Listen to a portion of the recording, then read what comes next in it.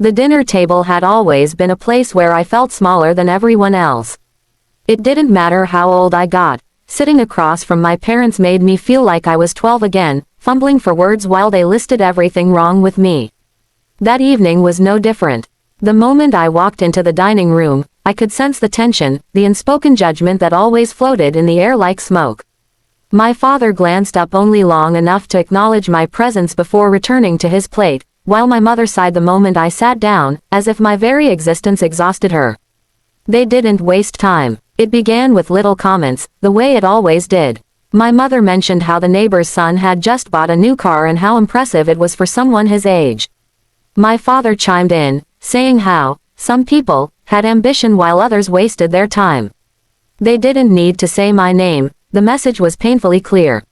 I tried eating quietly, hoping they would stop if I didn't react, but silence only encouraged them. My mother leaned back in her chair and said she didn't understand how someone could be so useless despite having every opportunity. She said it casually, as if she were commenting on the weather.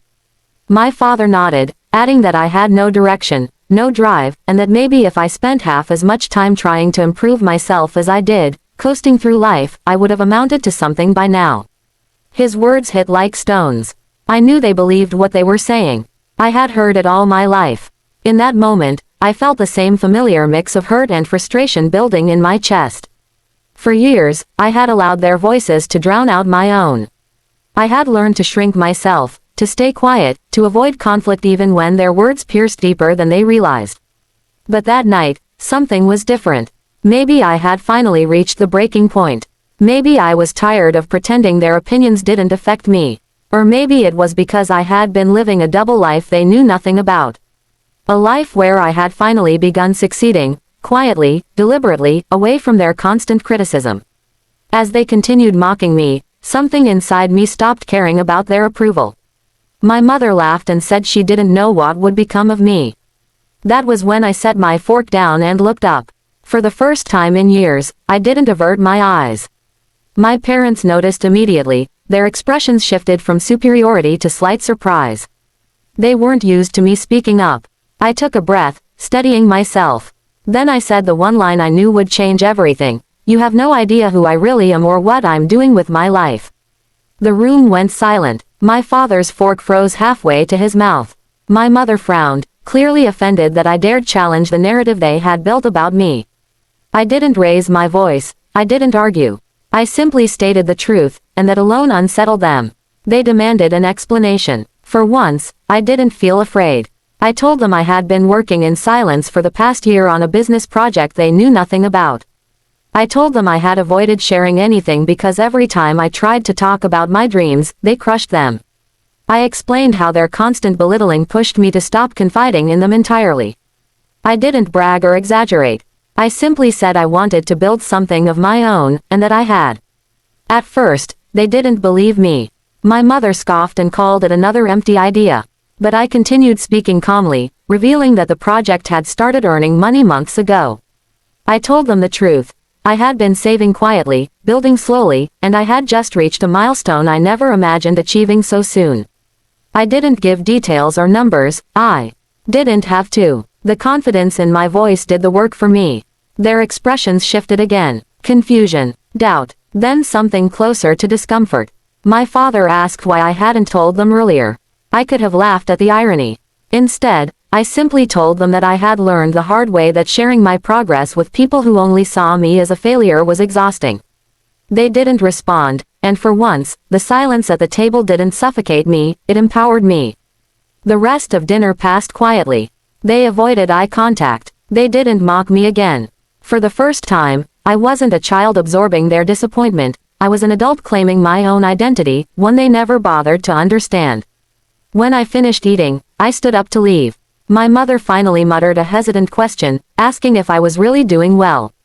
I said yes, not to impress them, not to seek validation, but because it was the truth. As I walked away from the table, something inside me felt lighter. Their opinions no longer shaped me. Their labels no longer defined me. I had spoken one line, but it was enough to shift the balance of power. For years they had underestimated me, but that night, they saw a version of me they never expected, someone confident, someone capable, someone who no longer needed their approval to feel worthy. That one line didn't just change the dinner, it changed everything about how I saw myself. For most of my life, I stayed quiet whenever my parents mocked me. It wasn't because I agreed with what they said, but because speaking up always made things worse. They had a way of twisting my words until I looked ungrateful or dramatic, and after years of living like that, silence felt safer. But growing up in an environment where your own voice doesn't matter has a way of shaping you. It makes you careful, cautious, and always second-guessing yourself. Even when I became an adult, those habits followed me like shadows. I learned to hold my thoughts in. I learned to swallow my anger. And I learned to nod along even when my parents painted me as a disappointment in front of others. Still, there comes a moment in every person's life when you can't stay silent anymore. My moment arrived unexpectedly one evening when ordinary conversations turned into the usual pattern of mockery. We were sitting in the living room, and what began as a family discussion quickly turned into a familiar interrogation about my choices, my progress, and why I wasn't living the life they had imagined for me. My mother started it, saying I had wasted my potential. My father followed, shaking his head with a mix of pity and frustration as if my existence personally burdened him. I tried to ignore it at first, hoping they'd stop if I didn't engage. But their voices grew sharper. My mother said I never lived up to their expectations. My father added that I lacked discipline and direction, that I'd never achieve anything meaningful if I didn't change. The more they spoke, the smaller I felt. It was the same loop I'd heard for years, but that night, something inside me snapped, not out of anger, but out of exhaustion. What they didn't know was that, for months, I had been working on myself quietly. I had been learning, growing, and slowly building a life far different from the picture they carried in their minds. I had been improving in ways that weren't visible yet, emotionally, financially, and mentally. But they were too busy focusing on my past mistakes to notice the person I was becoming. They only saw the version of me they were used to criticizing. My mother made one final comment, saying I would end up with nothing if I kept going the way I was. My father nodded, saying harshly that I had no future unless they kept pushing me. Something shifted at that moment. Instead of shrinking back like I always did, I looked at them, not as parents who held power over me, but as two people who had no idea who I had grown into. I realized they had been speaking to an outdated version of me for years. I took a slow breath, and before I could stop myself, the words slipped out. I didn't yell. I didn't insult them. I simply said the truth, steady and clear. You talk like you know my life, but you don't know anything about me anymore. The room fell silent. My mother blinked, stunned that I had said something so direct. My father narrowed his eyes, not out of anger but out of confusion. They were not used to being challenged, especially not by me. But I didn't back down this time. I kept going, calmly telling them that they had treated my life as if it were theirs to judge, that they only looked at my mistakes and never at my efforts.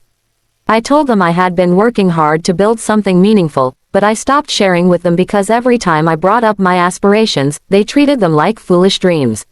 For the first time, they listened without interrupting. I could see the realization slowly forming on their faces, that they had pushed me so far with their criticism that I had grown in silence instead of in their support. My father asked, almost defensively, why I hadn't involved them. And for the first time, I answered honestly, because you made me feel like nothing I did would ever be good enough for you. My mother's expression softened in a way I hadn't seen in years. She looked guilty, maybe even ashamed, but she didn't know what to say. My father leaned back, suddenly quiet. It was as if they'd both been forced to confront a truth they had ignored for too long. The rest of the conversation unfolded differently from any we had ever had. My parents didn't yell. They didn't mock me. Instead, they asked questions, not to judge me, but to understand. They wanted to know what I had been working on, how I had been spending my time, and why I didn't trust them enough to share my successes. I answered cautiously, unsure if they would revert to old habits, but they didn't. They listened in a way they never had before, and each moment felt like another layer of distance being peeled away. It wasn't a magical fix.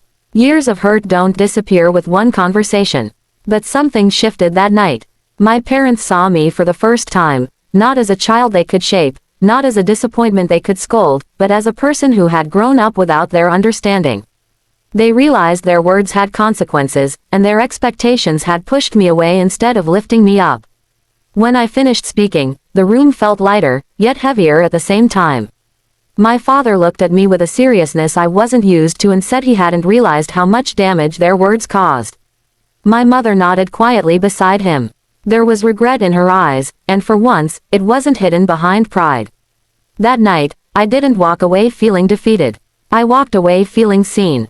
Speaking up didn't just change the conversation, it changed our dynamic.